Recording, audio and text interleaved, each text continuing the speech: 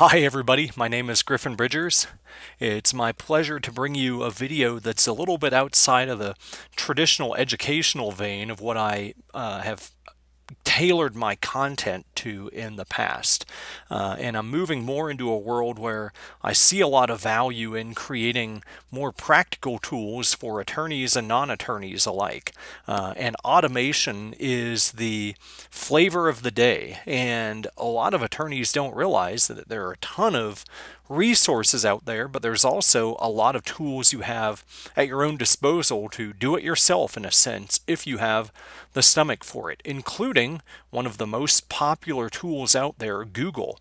You can either use an existing non-business Google account to do this, or if you want to use a Google Cloud solution for your business, you can use something like G Suite that you pay a small fee per user to every month, which creates a significant chunk of cloud storage and allows you to move the administration of your firm from a physical server more into the cloud-based Google-driven environment. And that's what today's presentation is about, is more using that Google engine to take one small step in automation. That's creating maybe an initial client intake form and using that to automate the process of generating a client folder in the cloud. And as we go along, we'll build on that initial intake process a bit more. But you can consider this part one of a series of looking at integrations and automations using Google for attorneys, whether you're in estate planning or whether you're in another field. Now, to caveat, this is really new material for me too. I'm learning as I go, and really what I'm trying to do is take the material that I learn, that I'm interested in as you go along, and bring that to you. So I've talked enough.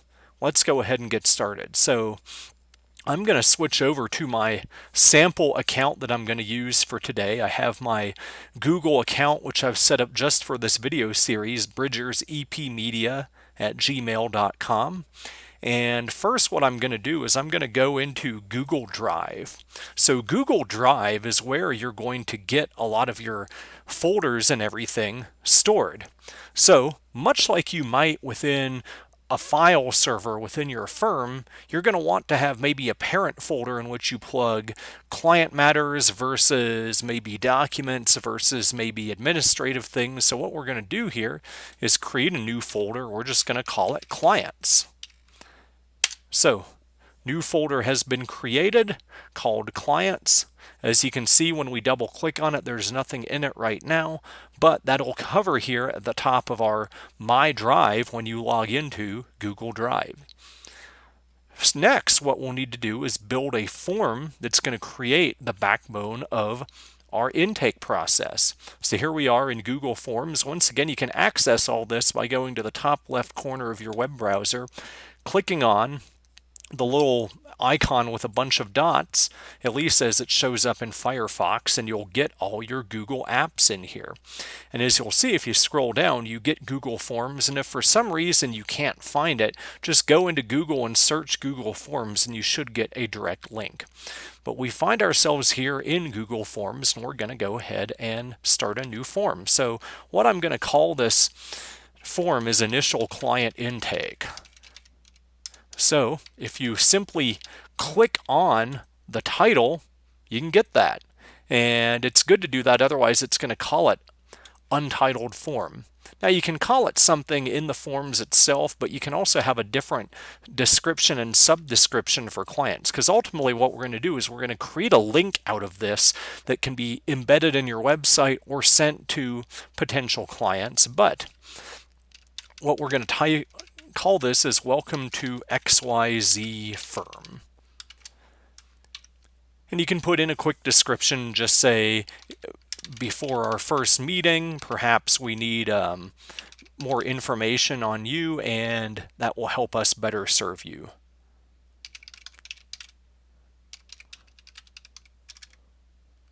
I'm going to ask them to please input their information in this form.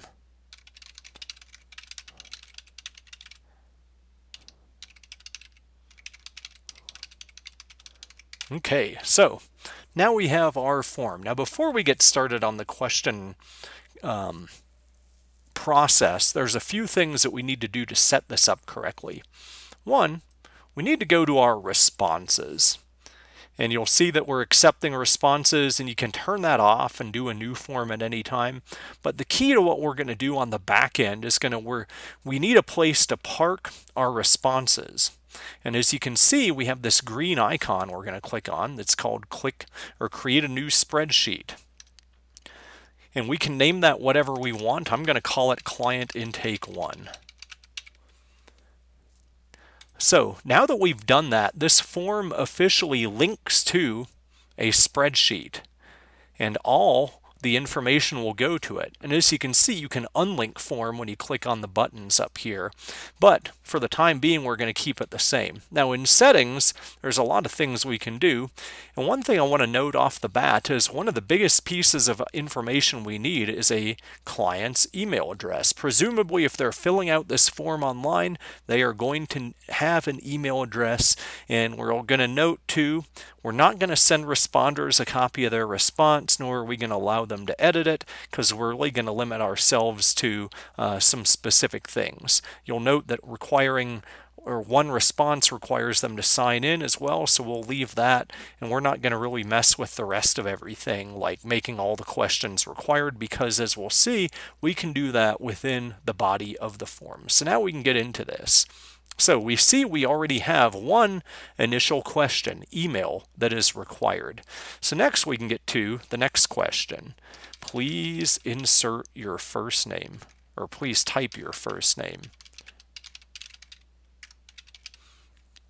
And as you can see, when we type that in, the form defaults to short answer, which is going to be what you want to use anyway, because this is going to spit out a text of their first name, and you're going to want their first name. So we're going to make that required. Next, we're going to put please type your last name, which obviously, once again, you want to be required. So we click required at the bottom. You can see again it defaults to the short answer. And here's another option we can do. We can do please type your middle initial. This isn't required when we're not going to say so, but this can help, especially in the file setup process, as we will see. So now that we've done that, we can see all changes are saved in Drive. And unlike Word, one benefit you get with Google Forms is that it kind of saves as it goes. And when you're ready to share this, what you can do is go up to the top and hit send, and it will either allow you to type in an email address, which kind of nullifies the reason for having an email address in the form to begin with, but you can see how you can customize the subject and everything. More often what you can do is use this link, which you can cut and paste. If it's too long for you to do that, you can shorten the URL as well, or you can use an HTML form to embed this in your website. I won't get into that piece because that's a little beyond the scope of today's discussion, but that's our form to begin with. So now that we've created our form, we can look at how this works. And what we're going to use here is maybe my information. I'm griffin.bridgers@gmail.com.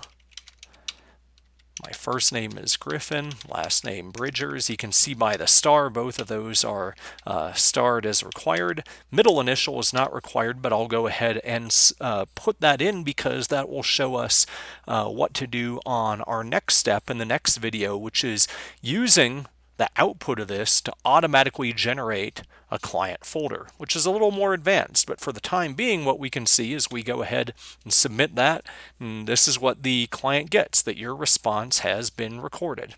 So to close out today, we can see that we can gather our responses back here in Google Forms and see what responses have come in. But the problem is you have this info, but who can access it and what can you do with it? You need a central repository, which is why you can now go back into your Google suite of different things. And for one, when we go into our Drive, and let me switch out back into my regular account, you can see now that in our Drive, we have Client Intake, which was created today. And if we double click that, that brings us into our spreadsheet, where you can see first name, last name, and middle initial.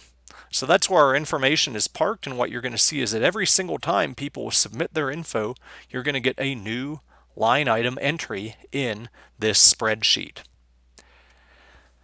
So I hope that's helpful. I hope that answers at least some of the questions you had about Google products and how you can use them. Obviously, there's a lot more you can do with this. And what we're going to really do in this series is look at how can you use this to build the back end of a firm without having to go out and pay for an expensive software solution. But thank you for joining me for today's video. I know it's a little bit out of the ordinary, but I hope to bring you more content like this. Thanks again, and I look forward to seeing you in my future videos.